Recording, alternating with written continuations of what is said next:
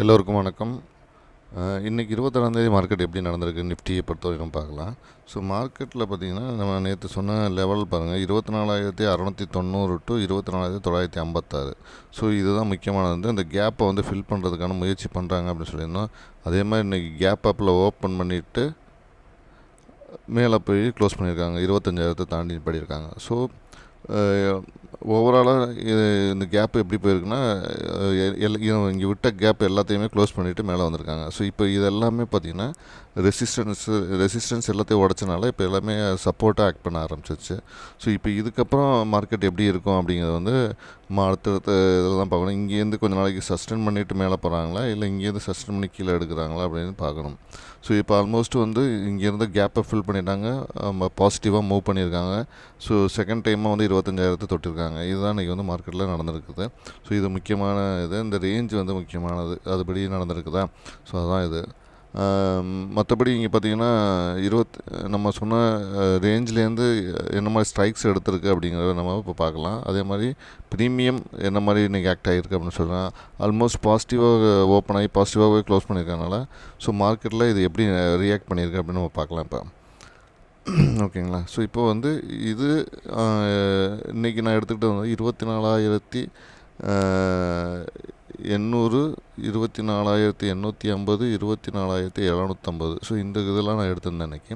இந்த ஸ்ட்ரைக்கு எப்படிலாம் மூவ் ஆச்சு அப்படின்னு பார்க்கலாம். நம்ம சொல்லியிருந்த மாதிரி ப்ரீமியம் 33 டு 199 வரை இந்த நம்பர்ஸ்லாம் நம்ம சொல்லியிருந்தோம். ஸோ அதுபடி இந்த நம்பர்ஸில் நான் இன்றைக்கி செக் பண்ணதில் ஸோ 166 ஒன்று செக் பண்ணியிருந்தேன், 99 கீழே புட்டில் செக் பண்ணியிருந்தேன். அதே மாதிரி இங்கே 166 காலில், இங்கே 99 புட்டில். அதே மாதிரி இங்கே 750 பார்த்திங்கன்னா 199 கால்லையும் 66 புட்லையும் செக் பண்ணியிருந்தேன். ஸோ அதுபடி பார்த்திங்கன்னா இன்றைக்கி கேப் அப் ஓப்பன் பண்ணாலும் நம்ம கொடுத்தபடி இந்த மார்க்கெட்டில் என்ன நடந்திருக்கும் அப்படின்னு பார்த்திங்கன்னா 166 டச் பண்ணிவிட்டு 272 வரையும் போயிருக்குது. அதே மாதிரி இங்கே 166 டச் பண்ணிவிட்டு 281 வரையும் வந்திருக்குது. ஸோ இது ரொம்ப முக்கியமான இந்த கால் சைடெல்லாம். அதே மாதிரி 199 டச் பண்ணி 317 வரையும் போயிருக்குது இந்த 24,750. ஓகேங்களா. ஸோ அப்புறம் புட் சைடில் பார்த்திங்கன்னா இது எதுவுமே எடுத்துக்கல, இதில் ட்ரேட் எடுக்கலை. இதில் மட்டும் 99 ட்ரேட் எடுத்துகிட்டு கீழே வந்திருக்குது. ஸோ இதில் 66 ட்ரேட் எடுக்கலை. ஓகேங்களா. ஸோ ஆல்மோஸ்ட் இது 3 நமக்கு பாசிட்டிவாக நடந்துச்சு. ஸோ இந்த 3 காலம் ஒரு புட்டு இன்றைக்கி நடந்தனால என்ன மாதிரி நடந்திருக்கும் மார்க்கெட் பார்த்திங்கன்னா கிட்டத்தட்ட ஒரு 5,000 ரூபாய்க்கிட்ட ப்ராஃபிட்டாக தான் முடிஞ்சிருக்குது பேப்பர் ட்ரேடிங்கில். ஸோ அப்ராக்சிமேட்டில் ஒரு 5,000 ரூபாய்க்கிட்ட நீங்கள் ப்ராஃபிட்டில் முடிஞ்சிருக்குது. ஏன்னா 3 கால் டச் பண்ணியிருக்குது, 166, 166, 199. ஸோ ஹையஸ்ட்டு க்ளோஸ் ஆகிருக்குது வேறு.